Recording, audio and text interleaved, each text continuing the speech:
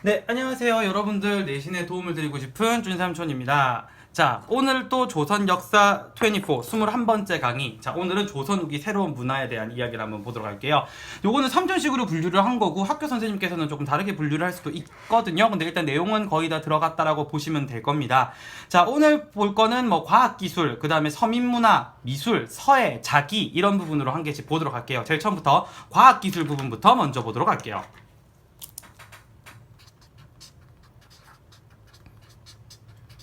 자, 이 조선 후기의 과학기술 같은 경우에는 총 두 가지가 합쳐지면서 만들어지는 분위기라고 보시면 되거든요. 첫 번째는 우리 민족이 가지고 있던 전통과학.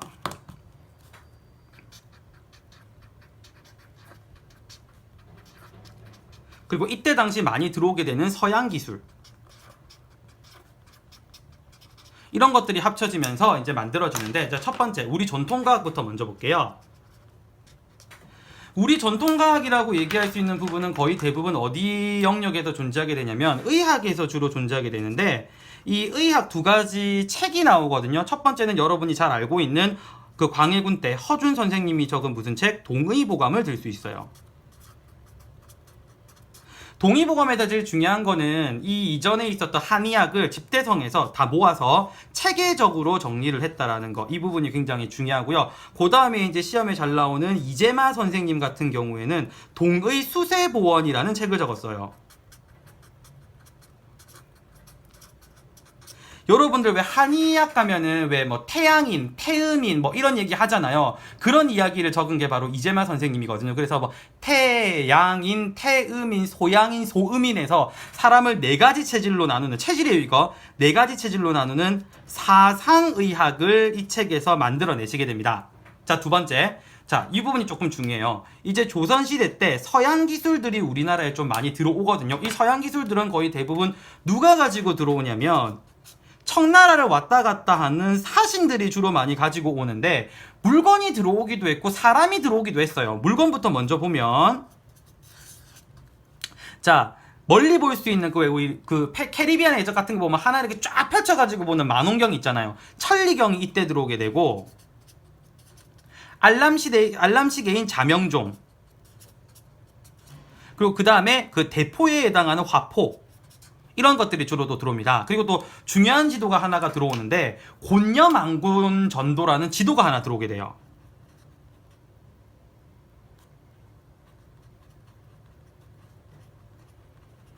세계 지도고요. 이게 마테오 리치라는 사람에 의해서 들어온 거거든요.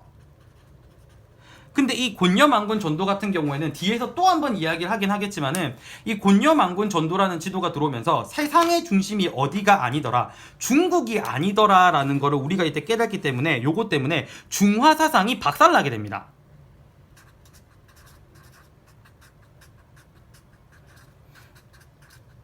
자, 중화 사상 극복하게 되고요. 또 이때 들어왔던 사람들을 보면 크게 두 명을 이야기하는데, 자, 벨테브레라는 사람이 들어옵니다. 이 벨테브레라는 사람은 나중에 이름까지 우리나라식으로 박연으로 고치게 되는데, 이 사람에 의해서 우리나라의 대포 기술이 발달하게 되고요. 고려시대 때 채무선이 있었으면 조선에는 이제 이 벨테브레가 있다고 보시면 되고, 자, 그 다음에 하멜이라는 사람이 들어오면서 하멜표류기라는 책에 우리나라에 대한 이야기가 남게 되죠. 자, 요렇게 이제 서양에 대한 부분들이 들어왔다라고 볼 수 있습니다. 자, 한번 묶어 놓을게요.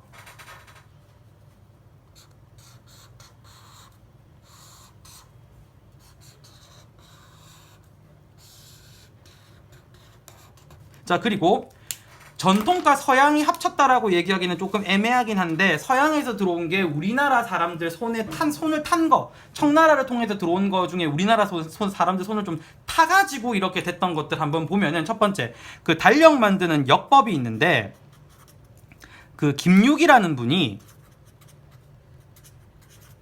청나라의 시연력을 가지고 들어옵니다. 이른바 달력 만드는 법을 다른 나라 걸 가지고 들어왔다 정도로 아시면 되고요. 그 다음에 그 앞에 홍대용이 이제 태양이 지구 중심으로 돈다는 지전설 주장한 거. 그 다음에 정약용 선생님이 그 수원 화성 사올 때 거중기 사용하시죠. 이 거중기도 중국에서 가지고 온 그 기술서에 있는 내용을 바탕으로 해서 이제 만들어내신 거라고 보시면 됩니다. 이렇게 해서 과학기술 부분은 정리를 해 봤고요. 자, 그 다음에 두 번째 볼 게 뭐냐면 여러분들 서민문화 한번 보셔야 돼요. 서민문화.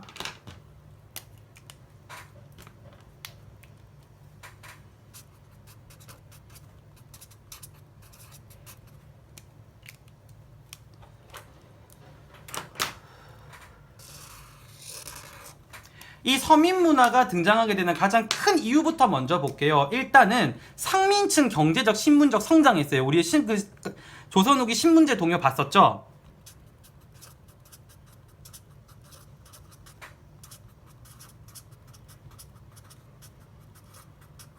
뿐만 아니라 이제 사람들이 여유가 생기니까 애들을 다 학교에 보내요. 조선시대 초등학교를 뭐라고 부르죠? 그쵸? 서당으로 보내죠. 서당에 대한 보급이 증가되게 됩니다. 그러니까 이른바 글을 읽고 쓸 줄 아는 사람들이 굉장히 어떻게 많아지게 된 양상을 보여주게 되는 겁니다. 조선 후기가 되면. 자, 이게 어떤 영향을 끼치게 되냐면 서민 문화를 발달시키게 되더라는 거죠.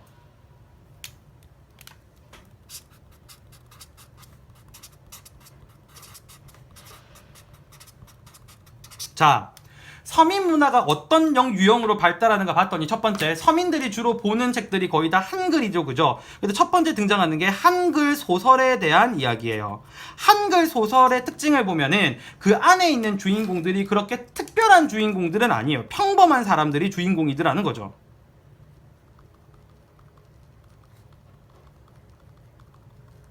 이런 사람들이 자신이 가지고 있던 한계를 극복하는 이야기들이 많은데 첫 번째 홍길동전을 보면요. 홍길동전에 보면은 일단은 아버지를 아버지라고 부르지 못하고 누구의 차별에 대한 이야기, 서얼 차별에 대한 이야기가 나오죠. 서얼 차별하지 말라는 이야기가 나오고 두 번째, 그리고 탐관오리들 때려 부수잖아요. 나쁜 관리들. 그래서 탐관오리 응징에 대한 서민들의 그 마음이 들어가 있는 거죠. 자, 두 번째 춘향전. 이 춘향전 같은 경우에는 뭐를 초월한 사랑 이야기, 그렇죠? 양반과 기생, 천민이죠. 신분을 초월한 사랑 이야기가 들어가죠.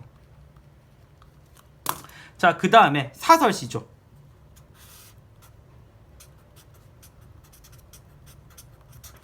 옛날의 시조는요, 이렇게 세 줄의 형식을 맞춰가지고 뭐 3장 뭐 6구 뭐 어쩌고 저쩌고 뭐 끝에 뭐 라임이 맞아야 되고 이런 게 있는데 이런 거 다 사설시조는 때려 부수는 겁니다. 이른바 지 쓰고 싶은 대로 마음대로 자유로운 형식을 따라가는 거죠.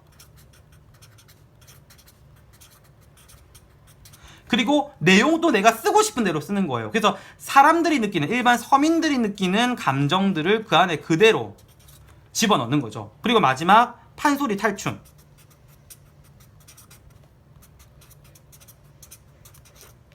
이 판소리 탈춤은 제일 중요한 게 특히 탈춤 내용 여러분 교과서에 실린 거 보면은 막 양반들 조롱하는 이야기가 나와요. 그래서 양반들이 막 잘난 척 하는데 보면은 약간 동네 모자란 사람들처럼 나오고 이런 부분들이 많이 나오기 때문에 일단 사회 모순에 대한 풍자가 크고요.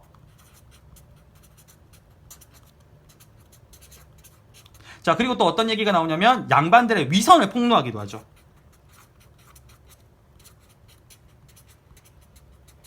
그러니까 쉽게 말해서 여기 나와 있는 서민 문화들의 내용들을 가만히 보면은 약간 누구에 대한 디스들이 많다. 양반들에 대한 디스들이 좀 굉장히 많아요. 그리고 뭐 판소리 같은 경우에는 판소리 5마당 이런 거 얘기하시는 선생님들이 있으시죠. 그거 시험에 나오게 되면은 여러분들 그것도 챙겨 보셔야 됩니다. 자, 그리고 그 다음에 이제 서예 한번 이야기해 볼게요. 서예. 서예는 조선 후기에 이런 글씨체가 유행했었다라는 정도로만 이야기가 나와요. 그래서 이때 등장했던 서예가 이제 추사체 이야기가 나오고요. 자, 요것만 나오면 끝입니다. 그 다음에 자기, 도자기 얘기하는 겁니다. 자기 같은 경우에는 조선시대에는 자기가 총 3번 변하거든요. 시대별로 보면은 고려말,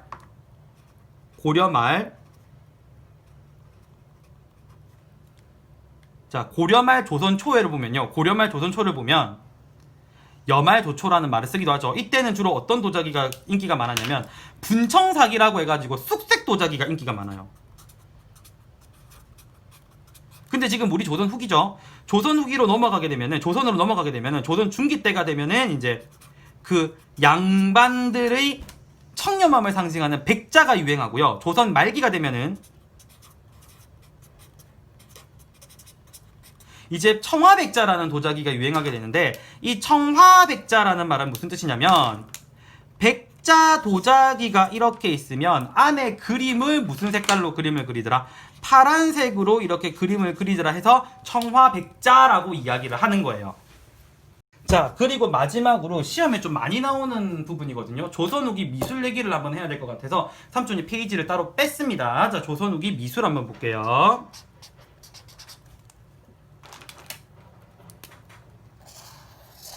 자, 조선시대 때 그림 중에 우리 여러분들 미술 시간에 배웠던 그림 중에 풍경화라는 게 있었죠. 이 풍경화를 조선에서는 뭐라고 부르냐면 산수화라고 부르거든요.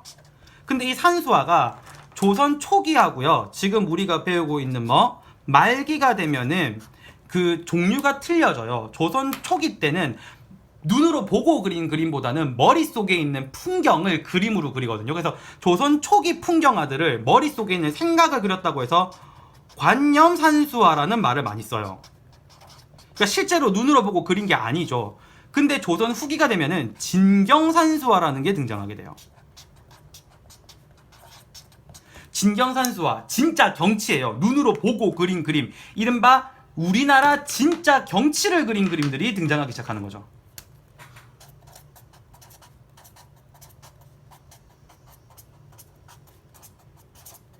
자, 이거는 말이 좋아 산수화지 거의 그거라고 상상화라고 보시면 돼요. 그래서 진경산수화를 그렸던 가장 대표적인 화가가 정선이 있고, 여러분 교과서에 나오는 그림 중에 인왕제색도, 그리고 금강전도, 이런 이야기가 나와요. 첫 번째 풍경 이런 얘기가 나옵니다. 자, 그 다음에 두 번째로 우리가 볼 건 뭐냐면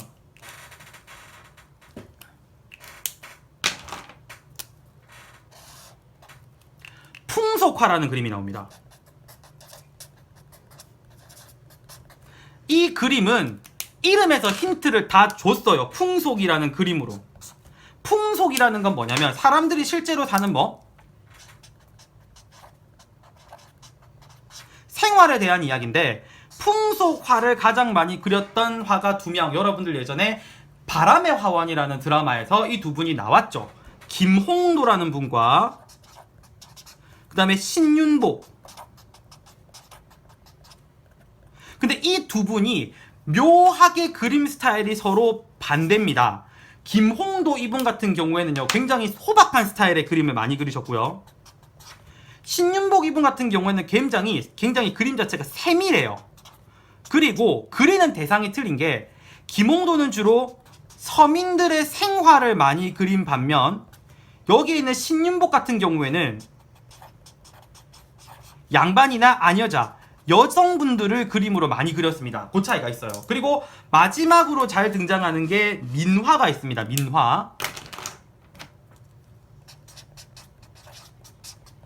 이거는 서민 문화가 등장하면서 서민들이 그린 그림인데, 까치와 호랑이 그림 이런 거 있잖아요. 그런 그림인데, 보통 이거는 부적처럼 사용됐던 거기 때문에 서민들의 소망이 담겨 있기도 하고요. 아니면 방을 꾸미는 인테리어, 생활 공간을 꾸미는 용도로 그렸다라는 말이 많이 나와요. 자, 여기까지 해서 조선 후기 문화에 대한 부분들을 봤습니다. 오늘 강의도 따라와 주신다고 이제 고생 많이 하셨고요. 이제 남은 강의가 이제 22, 23, 24 3개 정도 남았네요. 자, 이제 조금만 더 힘내시면은 중2 범위에 들어가는 모든 조선사 역사가 끝이 납니다. 우리 친구들 조금만 더 화이팅 해주시고요. 오늘 강의 끝까지 들어주셔서 감사합니다. 구독과 좋아요 부탁드리겠습니다. 감사합니다.